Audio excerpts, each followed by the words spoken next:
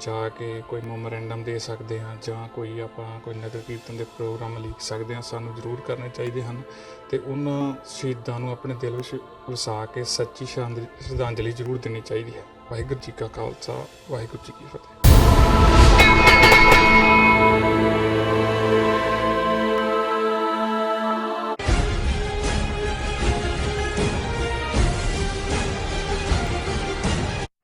ਦਰਸ਼ਕ ਬ੍ਰੇਕ ਤੋਂ ਬਾਅਦ ਤੁਹਾਡਾ ਸਭ ਦਾ ਨਿੱਘਾ ਸਵਾਗਤ ਹੈ।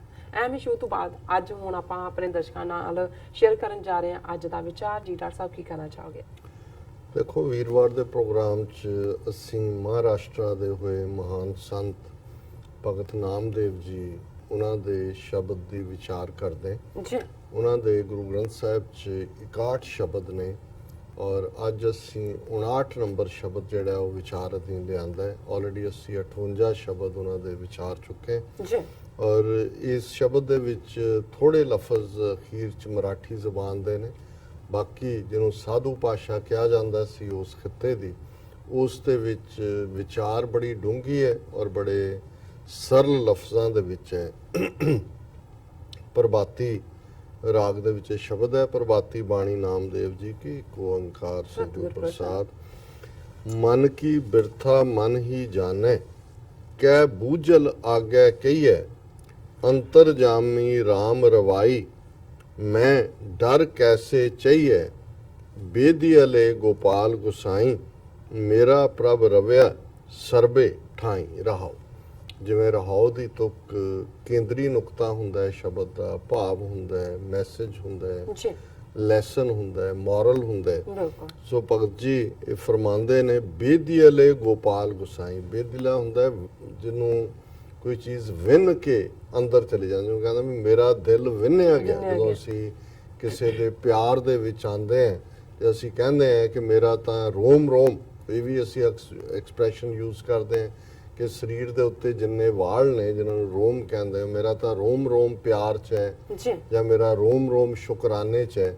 ਪਰ ਜਦੋਂ ਅਸੀਂ ਦਿਲ ਦੀ ਗੱਲ ਕਰਦੇ ਹਾਂ ਤਾਂ ਫਿਰ ਦਿਲ ਦਾ ਵਿੰਨਿਆ ਜਾਣਾ, ਜਿਵੇਂ ਕਬੀਰ ਸਤਿਗੁਰ ਸੂਰਮੇ, ਵਾਇਆ ਬਾਣ ਜੋ ਏਕ, ਲਾਗਤ ਹੀ ਭੋਏ ਗਿਰ ਪਰਾ, ਲਗਾ ਪਰਾ ਕਲੇਜੇ ਛੇਕ।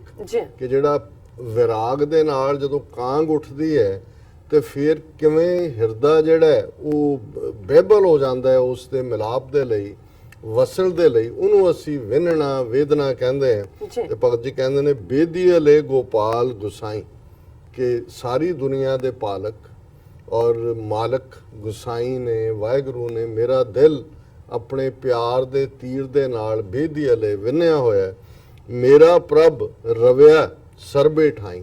ਫਿਰ ਇਹ ਭੁਲੇਖਾ ਨਾ ਹੋਏ ਕਿ ਉਹ ਕੋਈ ਰਾਮਚੰਦਰ ਕ੍ਰਿਸ਼ਨ ਜਿਹੜੇ ਬਹੁਤ ਸਾਰੇ ਸਰਗੁਣ ਵਾਲਿਆਂ ਦੇ ਦੇਵਤੇ ਨੇ ਜਿਨ੍ਹਾਂ ਦੀ ਉਹ ਪੂਜਾ ਕਰਦੇ ਨੇ।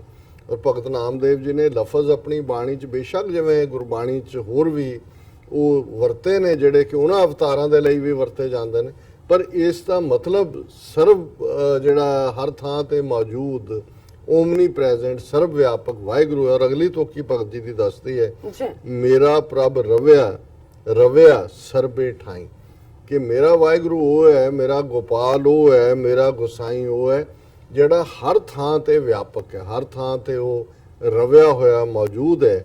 ਤੇ ਫਿਰ ਇਹ ਕਹਿ ਕੇ ਫਿਰ ਭਗਤ ਜੀ ਦੇ ਸ਼ਬਦ ਦੀ ਸ਼ੁਰੂਆਤ ਹੈ, ਮਨ ਕੀ ਬਿਰਥਾ ਮਨ ਹੀ ਜਾਣੈ, ਕੈ ਬੂਝਲ ਆਗੈ ਕਹੀਐ, ਅੰਤਰ ਜਾਮੀ ਰਾਮ ਰਵਾਈ, ਮੈਂ ਡਰ ਕੈਸੇ ਚਈਐ। ਕਿ ਜੇ ਮੇਰੀ ਮਨ ਦੀ ਪੀੜ ਹੈ ਵਿਛੋੜੇ ਦੀ, ਇਹ ਤਾਂ ਮਨ ਹੀ ਜਾਣਦਾ ਹੈ। ਬਿਲਕੁਲ। ਤੇ ਇਹ ਮੈਂ ਕਿਹਨੂੰ ਸੁਣਾਣੀ ਹੈ? ਵਾਹਿਗੁਰੂ ਜਿਹੜਾ ਕਿ ਅੰਤਰਜਾਮੀ ਹੈ, ਬੁੱਝਲ ਹੈ, ਜਿਹੜਾ ਹਰ ਦਿਲਾਂ ਦੀਆਂ ਬੁੱਝਣ ਵਾਲਾ ਹੈ। ਜੇ ਉਹ ਬੁੱਝਦਾ ਹੀ ਹੈ ਤੇ ਉਹਨੂੰ ਤਾਂ ਫਿਰ ਸੁਣਾਉਣ ਦੀ ਲੋੜ ਹੀ ਨਹੀਂ ਹੈ। ਜਿਹਨੂੰ ਅਸੀਂ ਕਹਿੰਦੇ ਹਾਂ ਕਿ ਵਿਣ ਬੋਲਿਆ ਸਭ ਕੁਝ ਜਾਣਦਾ, ਕਿਸ ਆਗਿਆ ਕੀਚਿਆ ਅਰਦਾਸ। ਅਸੀਂ ਅਰਦਾਸ ਤਾਂ ਆਪਣੇ ਆਪ ਲਈ ਕਰਦੇ ਹਾਂ, ਆਪਣੇ ਆਪ ਲਈ ਸੁਣਾ ਰਹੇ ਹੁੰਦੇ। ਰੱਬ ਨੂੰ ਤਾਂ ਦੱਸਣ ਦੀ ਲੋੜ ਨਹੀਂ ਹੈ, ਉਹਨੂੰ ਤਾਂ ਪਤਾ ਹੈ ਵੀ ਤੁਹਾਡੇ, ਜੇ ਉਹਨੂੰ ਨਹੀਂ ਪਤਾ ਫਿਰ ਉਹ ਰੱਬ ਨਹੀਂ ਹੈ।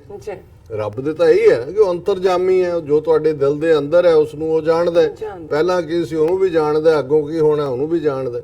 ਸੋ ਭਗਤ ਜੀ ਫਰਮਾਉਂਦੇ ਨੇ, ਮਨ ਕੀ ਬਿਰਥਾ ਮਨ ਹੀ ਜਾਣੇ, ਕਿਆ ਬੂਝਲ ਆ ਗਿਆ ਕਹੀ ਹੈ, ਮੇਰੇ ਪੀੜ ਤਾਂ ਮੈਂ ਸਮਝਦਾ, ਤੇ ਜਿਹੜਾ ਸਭ ਕੁਝ ਜਾਣਦਾ ਉਹਨੂੰ ਮੈਂ ਕੀ ਕਹਿਣਾ, ਅੰਤਰਜਾਮੀ ਰਾਮ ਰਵਾਈ, ਮੈਂ ਡਰ ਕੈਸੇ ਚਾਹੀਏ, ਮੇਰਾ ਵਾਹਿਗੁਰੂ ਮੇਰੀ ਇਸ ਬਿਰਥਾ ਨੂੰ ਜਾਣਦਾ ਹੈ।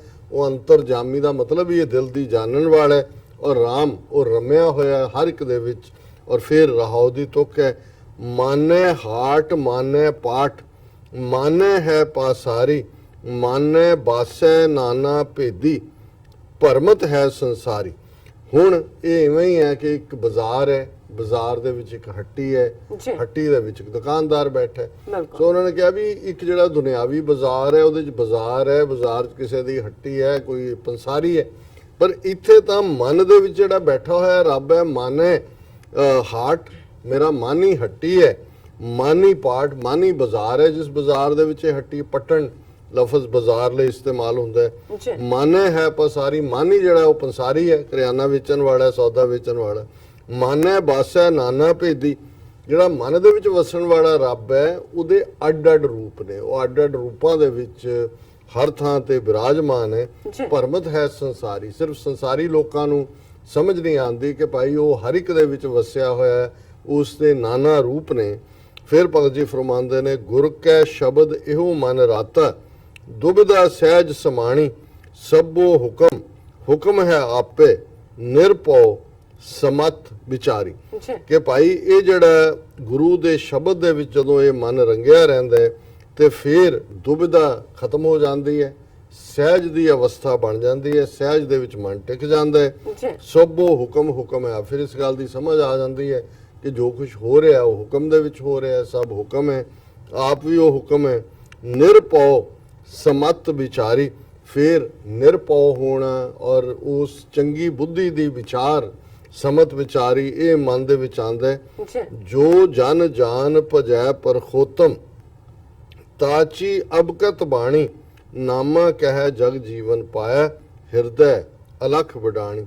ਜੇ ਇੱਕ ਸ਼ਬਦ ਮਰਾਠੀ ਜ਼ਬਾਨ ਦਾ ਹੈ, ਤਾਚੀ, ਕਿ ਜੋ ਜਨ ਜਾਨ ਭਜੈ ਪੁਰਖੋਤਮ, ਕਿ ਉੱਪਰ ਵਾਹਿਗੁਰੂ ਦੇ ਗੁਣ ਬਿਆਨ ਕਰਕੇ ਕਿਹਾ ਕਿ ਜਿਹੜਾ ਰੱਬ ਦਾ ਬੰਦਾ ਹੈ, ਇਸ ਸੱਚ ਨੂੰ ਜਾਣ ਕੇ ਜਿਹੜਾ ਪਰਮ ਪੁਰਖ ਵਾਹਿਗੁਰੂ ਹੈ ਉਸ ਦੀ ਬੰਦਗੀ 'ਚ ਲੱਗਦਾ ਹੈ। ਜੀ। ਤਾਚੀ ਅਵਗਤ ਬਾਣੀ, ਕਿ ਉਸ ਦਾ ਫਿਰ ਜਿਹੜੀ ਉਸ ਦਾ ਅੰਦਰ ਜਿਹੜਾ ਪ੍ਰਭਾਵ ਹੈ ਉਹ ਰੱਬ ਵਾਂਗ ਹੀ ਹੈ। ਬਿਲਕੁਲ। ਅਵਗਤ ਹੈ ਕਿ ਜਿਸ ਦੀ ਗੱਤ ਨਹੀਂ ਪਾਈ ਜਾ ਸਕਦੀ, ਉਹ ਜਿਹਾ ਉਸ ਦੇ ਅੰਦਰ ਫਿਰ ਪ੍ਰਭਾਵ ਹੁੰਦਾ ਹੈ। ਨਾਮਾ ਕਹਿ ਜਗ ਜੀਵਨ ਪਾਇਆ, ਭਗਤ ਨਾਮਦੇਵ ਜੀ ਕਹਿੰਦੇ ਨੇ ਕਿ ਉਹਦੀ ਵਾਹਿਗੁਰੂ ਦੀ ਬਖਸ਼ਿਸ਼ ਦੇ ਨਾਲ ਮੈਂ ਉਸ ਵਾਹਿਗੁਰੂ ਨੂੰ ਪਾਇਆ ਜਿਹੜਾ ਸਾਰਿਆਂ ਨੂੰ ਜ਼ਿੰਦਗੀ ਦੇਣ ਵਾਲਾ ਹੈ। ਜਗ ਜੀਵਨ ਵੀ ਰੱਬ ਦਾ ਨਾਂ ਹੈ ਕਿ ਜਿਹੜਾ ਹਰ ਇੱਕ ਨੂੰ ਜ਼ਿੰਦਗੀ ਦਿੰਦਾ ਹੈ। ਜੀ। ਹਿਰਦੈ ਅਲਖ ਵਡਾਣੀ, ਫਿਰ ਹਿਰਦੇ ਦੇ ਅੰਦਰ ਉਹ ਵਾਹਿਗੁਰੂ ਜਿਹੜਾ ਅਲਖ ਹੈ, ਉਹ ਇੱਕ ਅਚਰਜ ਰੂਪ ਦੇ ਵਿੱਚ, ਇੱਕ ਵਿਸਮਾਦ ਰੂਪ ਦੇ ਵਿੱਚ, ਇੱਕ ਆਨੰਦ ਰੂਪ ਦੇ ਵਿੱਚ ਅੰਦਰ ਵਿਦਮਾਨ ਹੁੰਦਾ ਹੈ। ਜੀ। ਇਹ ਅੱਜ ਦਾ ਵਿਚਾਰ। ਜੀ ਡਾਕਟਰ ਸਾਹਿਬ, ਤੁਹਾਡਾ ਬਹੁਤ ਬਹੁਤ ਸ਼ੁਕਰੀਆ। ਤੁਸੀਂ ਅੱਜ ਦੇ ਅਹਿਮ ਇਸ਼ੂ ਤੇ ਅੱਜ ਦਾ ਵਿਚਾਰ ਸਾਡੇ ਦਰਸ਼ਕਾਂ ਨਾਲ ਸਾਂਝਾ ਕੀਤਾ। ਅਸੀਂ ਆਪਣੇ ਵਿਊਅਰਸ ਕੋਲ ਨੇ ਇਜਾਜ਼ਤ। ਵਿਊਅਰਸ, ਸਾਡੇ ਪ੍ਰੋਗਰਾਮ ਦਾ ਸਮਾਂ ਇੱਥੇ ਸਮਾਪਤ ਹੁੰਦਾ। ਤੁਸੀਂ ਆਪਣੀ ਰਾਏ ਤੇ ਸੁਝਾਅ ਸਾਨੂੰ ਭੇਜਣਾ ਨਾ ਭੁੱਲਣਾ। ਸਾਡੇ ਇਸ ਪਤੇ ਤੇ sos@tv84.tv ਤੇ ਅਸੀਂ ਆਪਣਾ ਪ੍ਰੋਗਰਾਮ ਲੈ ਕੇ ਫਿਰ ਦੁਬਾਰਾ ਹਾਜ਼ਰ ਹੋਵਾਂਗੇ। ਤਦ ਤੱਕ ਲਈ ਮੈਨੂੰ ਤੇ ਆਪਣੇ ਦਰਸ਼ਕਾਂ ਨੂੰ ਆਗਿਆ ਦਿਓ। ਦੇਖਦੇ ਰਹੋ TV84। ਬੁਲਾ ਦਿਓ ਫਤਿਹ। ਵਾਹਿਗੁਰੂ ਜੀ ਕਾ ਖਾਲਸਾ, ਵਾਹਿਗੁਰੂ ਜੀ ਕੀ ਫਤਿਹ।